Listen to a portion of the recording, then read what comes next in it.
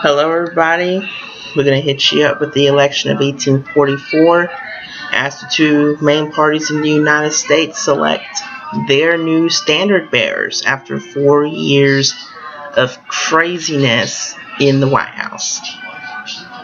Who's going to be president come March 4th, 1845? Let's find that out right now. Now, the incumbent party, in a sense, is the Whigs. But in another sense, they're really not. So let me explain that for a minute. William Henry Harrison elected on the Whig ticket president in 1840. Several weeks, couple weeks after the inauguration, William Henry Harrison catches a cold that turns into pneumonia, and on April 4th, 1841, he dies. William Henry Harrison serves the shortest term of any president in American history, and he becomes the first president to die in office. Now, John Tyler, his vice president, is at home in Virginia when he learns of Harrison's death, so it goes to Washington and assumes the presidency. So you would think, okay, Tyler's coming in and assuming the presidency in this time of obvious mourning. The president has just died, so the nation's going to mourn, but that wasn't exactly all peaches and cream. This creates a constitutional crisis. Why? Because there was no law. It was nowhere in the Constitution that talks about succession. So a lot of people thought that John Tyler was just an acting president until a new election can be called. He was called his accidency or his ascendancy, but Tyler made it clear that he was president, and this constitutional crisis kind of got averted. He asserted himself as the president. Tyler even asked Harrison's cabinet to either support him or resign. So this is something that Tyler is really not given a lot of credit for by historians, but he does take control in a time of obvious crisis. But this is disastrous for the Whigs because Tyler is a Democrat in a sense. He favors states' rights, and he is really opposed to the Whig agenda. And as a result of this, he vetoes Whig bills, and he ticks off the Whigs enough that they expel him from his party. So from the time the Whigs expelled him until the end of his presidency, he is an independent. He is a nonpartisan. So him and George Washington are the only two nonpartisan presidents in American history. As a result of this, Tyler was labeled as a man without a party. So obviously the Whigs aren't going to nominate him for a full term in 1844 because they kicked this guy out. Like, hey, we kicked this guy out, so why are we going to nominate him for a full term? And the Democrats simply didn't want him. They couldn't trust him, so Tyler decides to bow out gracefully and not go for that full term. But the Whigs have that covered. The Whigs at the convention is going to nominate Henry Clay of Kentucky as their presidential candidate. He had been the leader of the Whigs since their inception, and this is going to be his third and final bid for the presidency. Now, the Whigs did feel confident that Clay could duplicate Harrison's landslide victory of 1840 against any opposition candidates. But the Whigs were divided over the annexation of Texas. Texas had gained independence from Mexico in 1836 in the Texas Revolution, and they eventually wanted to be annexed into the United States. Southern Whigs feared that the acquisition of Texas would produce a huge market for slave labor, which would then inflate the price of slaves and deflate land values in their home states. While Whigs in the North, meanwhile, feared that annexing Texas would initiate the opening of a vast empire for slavery. Now, as far as vice presidential candidates are concerned, we have a smorgasbord of them. We have Theodore Frelinghuysen, hope I say that last name right, of New Jersey. John Davis of Massachusetts. Millard Fillmore of New York, remember that name. And John Sargent of Pennsylvania. If you'll recall, back in 1832, he was the National Republican presidential nominee. At the end of the day, it is going to be Mr. Frelinghuysen that's going to win the Whig vice presidential nomination. Now, going into the Democratic Party. Now, initially,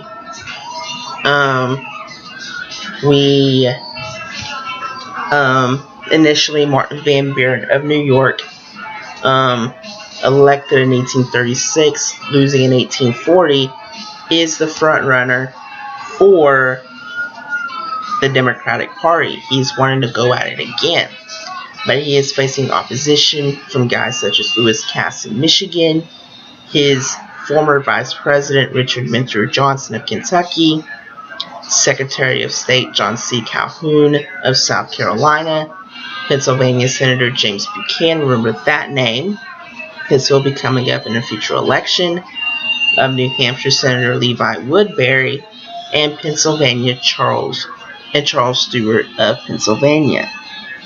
But what does him in is a letter that he composed called the Hammond Letter. And this Hammond Letter is written by Van Buren in opposition to the annexation of Texas. Van Buren realized that accommodating slavery expansionists in the South would open the Northern Democrats to charges of appeasement to the slave power from the strongly anti-annexation Northern Whigs and some Democrats. He crafted this emphatically anti-Texas position that temporized with expansionist Southern Democrats, laying out a highly conditional scenario that delayed Texas annexation indefinitely. He counseled his party to reject Texas under a Tyler administration. Furthermore, annexation of Texas as a territory would proceed tentatively under a Van Buren administration only when the American public, having consulted on the matter and Mexico's cooperation had been pursued to avoid an unnecessary war. A military option might be advanced if a groundswell of popular support arose for Texas certified with a congressional mandate. And so in these respects, Martin Van Buren differed from Henry Clay, who would never tolerate annexation without Mexico's assent. But this got expansionists in a frenzy, and this really nails, this really puts, so basically with this letter, Van Buren essentially cooks his own goose. Expansionists go crazy.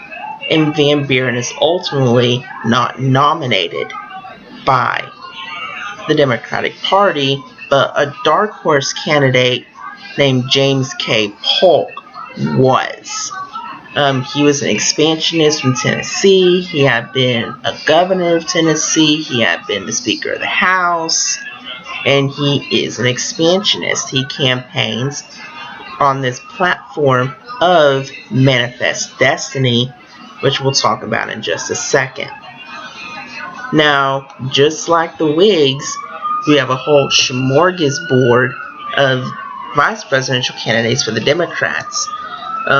People such as New York Senator Silas Wright, Maine Senator John Fairfield, Senator Woodbury, Mr. Cass, Mr. Johnson, and Mr. Stewart. We also have Pennsylvania's George M. Dallas and William L. Marcy of New York. But at the end of the day, initially, Senator Wright was nominated to be Polk's running mate, but he didn't want the nomination, so it goes to George M. Dallas instead. Now, the big issue here is obviously the annexation of Texas. Now, the annexation of Texas is going to happen March 1st, 1845. Texas is officially annexed into the United States, and by the end of the year, Texas is a state. But that is the big issue in the election of 1844. Obviously, the Whigs divided over the annexation of Texas, but Polk runs on this expansionist platform. He believes it was America's manifest destiny to expand out west, and this was a popular belief at the time with many Americans. Many Americans believed it was America's right, God-given right, to expand westward into all these territories. Now, Polk would successfully link the British boundary, the American-British boundary dispute over the partition of the Oregon Territory with the Texas annexation debate. In doing so, Polk united the anti-slavery northern expansionists who demanded Oregon to be free soil, in other words, no slavery, with pro-slavery southern expansionists who insisted on acquiring Texas as a slave state. So Polk promised to admit Texas into the Union. He promised to get the Oregon Territory, and he is committed to expansion. He is committed to expanding the United States out west. But will this resonate with the voters? We'll see about that right now.